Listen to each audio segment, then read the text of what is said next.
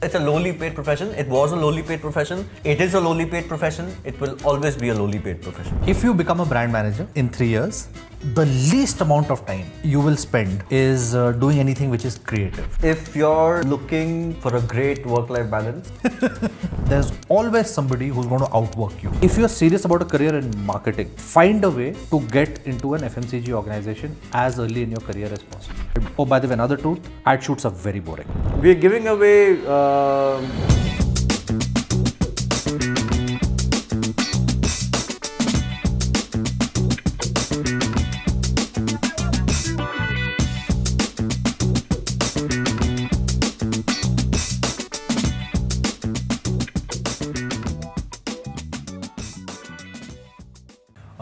Good evening, ladies and gentlemen. Welcome to yet another episode of this living room. And tonight we're talking about what to expect when you're expecting. I have no experience in expecting. I have a little experience. I have a daughter, but technically I wasn't pregnant. Even though now people say that we are pregnant. Yeah. What happened, man? What do you think? How did you think that would be like, and what happened? When you had Mimi? I thought it was going to be Tell me like 3 root shocks. colic. You know what colic is? No. Colic is when the child has an intense digestion. Yeah. When a child eats food or drinks milk, can't digest it. Okay. And it's very, very painful. So painful that the child can't sleep. So throughout the night, you're holding the child, trying to make her go to sleep. Throughout the night. How many nights did you do that? Almost all the nights. Okay. And then I would perhaps sleep for an hour and a half and then go to office the next morning. Okay, so lack of sleep was root shock number 1. Number 2? The amount of poop you have to clean.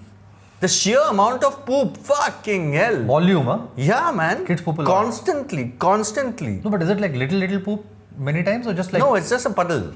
Like a lot of poop? Yeah. Okay. Avalanche. Okay. So a lot of poop. Anyway, we're not talking about that. I want to... Just tell me the third, right? The third is how fast the child grows.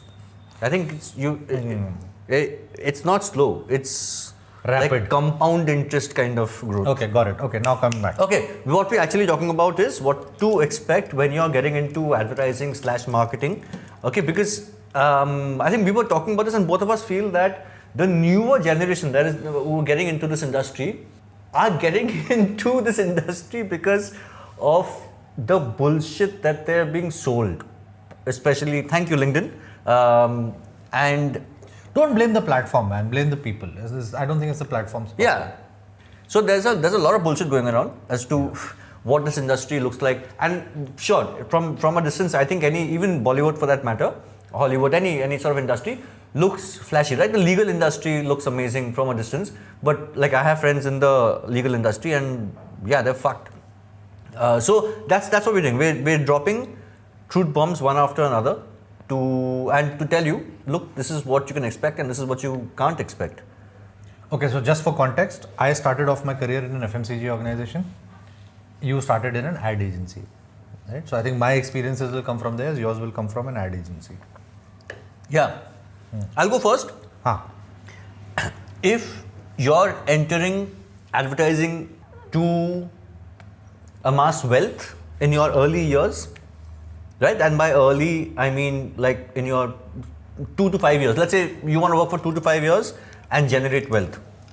Buddy, that's not going to happen. True. It's a lowly paid profession. It was a lowly paid profession.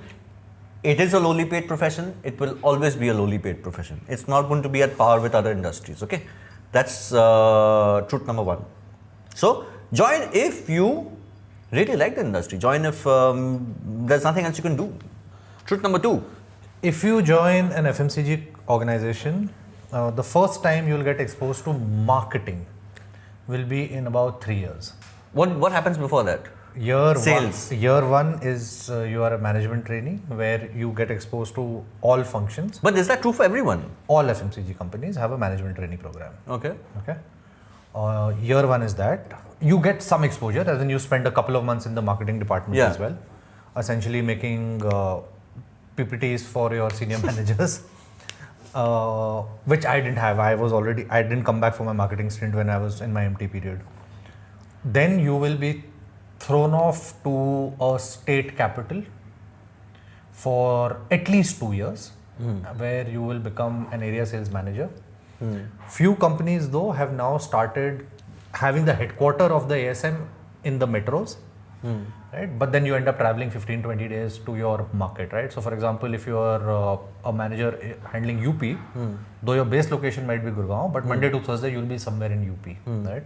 So state capitals, you will be traveling to upcountry markets, meeting distributors, spending time in the market. You will barely see any sort of boardrooms or presentations or any of that, right? As in, none of this thing coming out of MBAs and everybody is suited up. That will not happen, at least for 3 years. Okay, truth number 3. If you're entering advertising, thinking you're going to start making films on day 1, that is not going to happen. The reason it's not going to happen is because you don't have enough experience.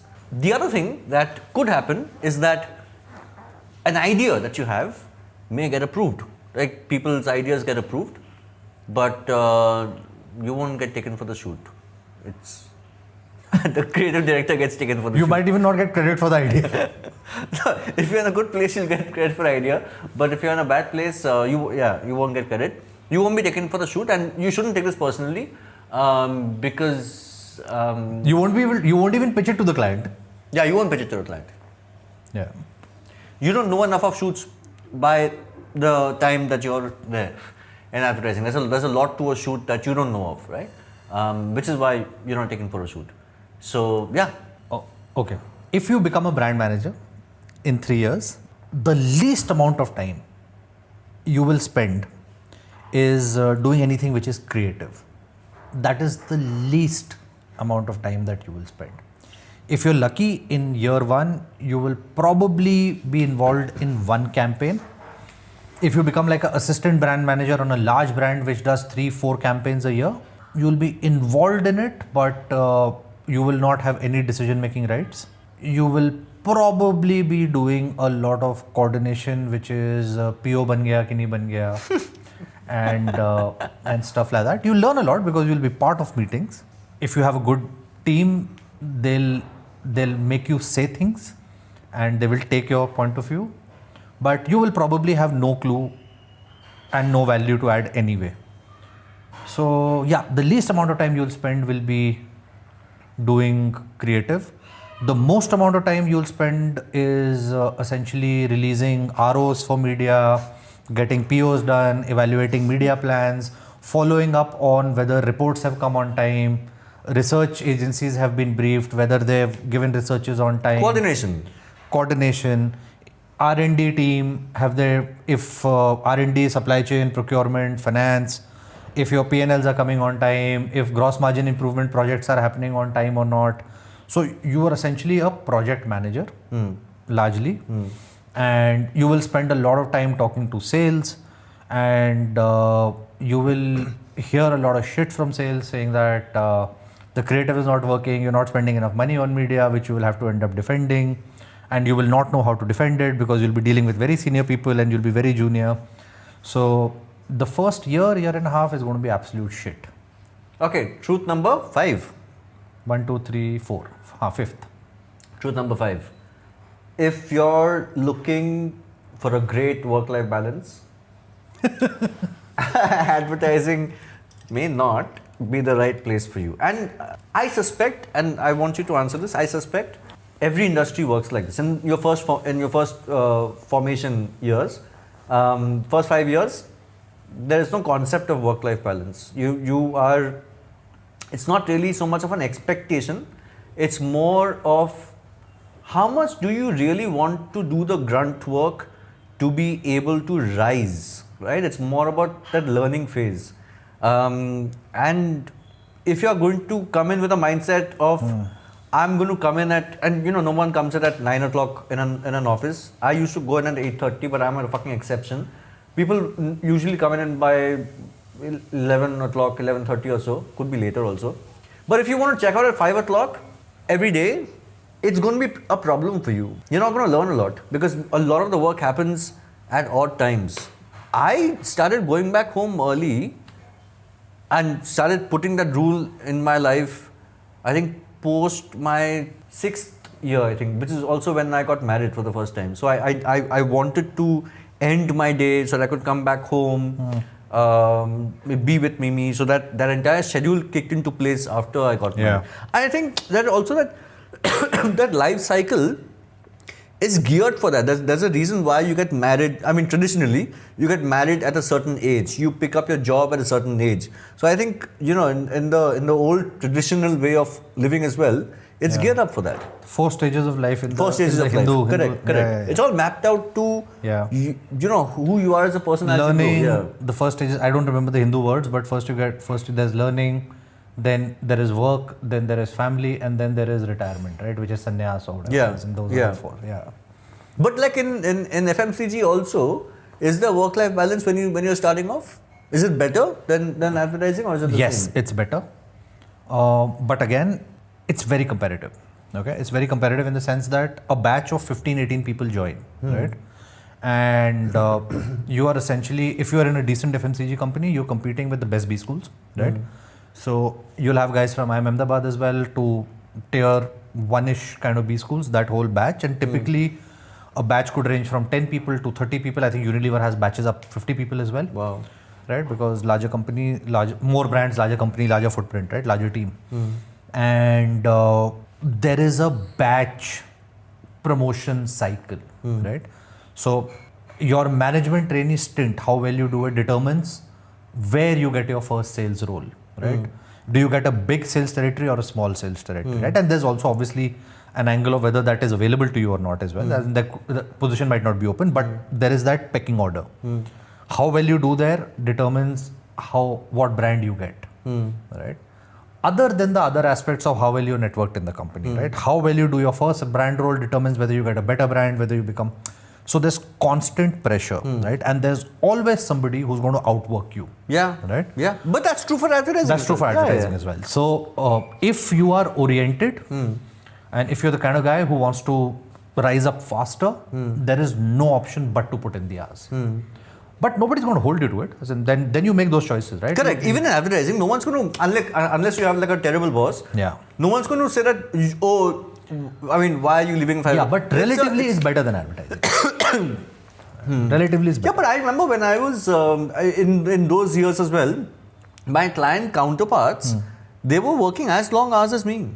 They were not. I haven't seen that in the organizations I've worked. No, but I'm not talking about like till 11 o'clock at night. Also, I'm talking about like reasonably, like 8 o'clock at night. I could get on a call with someone. No, not in the companies I've really. Yeah, no. You guys used to check out at what time? 5. Not 5. 7-ish. The office was gone. There'll be like a couple of people left who had something urgent happening or whatever. 6:30, 7-ish. Most people were out, and 9:30 people. Would but you all were coming at 9:30. 9:30. Yeah. Wasn't that bad. Okay, your truth. Was this mine or yours? This was common. Yeah, I started it. Yeah. You end. If you're serious about a career in marketing, right? I'm saying just marketing, not advertising.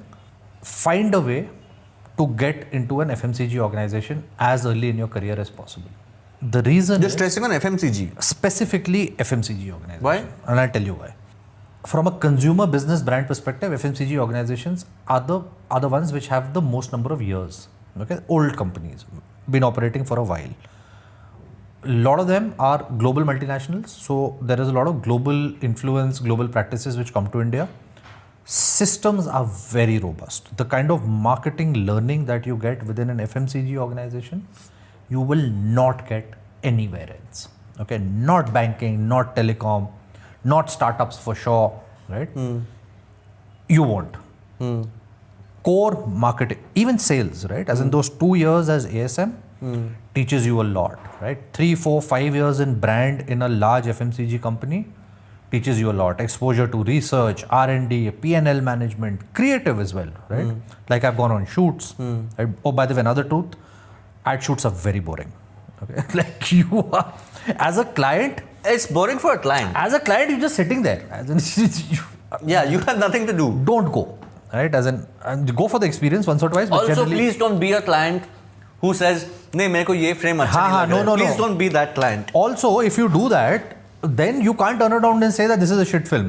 Yeah, right? You were there. You were there. You dictated. approved it. Yeah. Don't look at the monitor and give feedback. That Yeah. is not your job. Okay. So coming back, the kind of learning that you get, core skills in marketing, I think FMCG is far ahead of any other industry, right? And skills are transportable, right? The way you start thinking about consumer, the way you start thinking about building brand, about product, TAM, what market, what size, market share, like data, Nielsen, things like how creative is tested, like link, etc., right? Qual research, quant research, new product development, how to interface with legal, like the kind of claims you see brands make today, right? Helps grow this much or whatever. Yeah. Everything that goes has Correct. to be legally Yeah, vetted, yeah, right? So yeah. your appreciation of the A legal, lot of copywriting gets changed by absolutely. legal. Yeah. So legality, all that exposure in a large FMCG company kind of. So the first 7-8 years in a large FMCG company changes the trajectory of your career significantly if you make industry jumps after that. Right? And you'll see that a lot of leadership positions in India still are held by people who've had FMCG backgrounds. It's just core skill building, learning. It's not that you're more intelligent. But it's also legacy knowledge, right? Legacy knowledge. It's not like you're more intelligent, right? As in, it's just your exposure level suddenly changes. It's just that. But yeah, I mean, so join, please, by all means. This is not to dissuade you from joining either of these two industries. Make informed choices. Don't join because of the stuff that you see people post. There's a lot of truth that people aren't talking about. Please do your research before you get into either advertising or marketing. And it's a lot of fun. I mean, both industries are a lot of fun, but don't expect like shortcuts. Don't expect, it's going to be easy. Nothing is going to be easy. Yeah. But yeah, all the best. Take care. Also, please like, share, subscribe, comment. We're giving away. No, we're not giving away anything. Just like, share, subscribe. No, we're not giving away anything. We don't have anything to give away.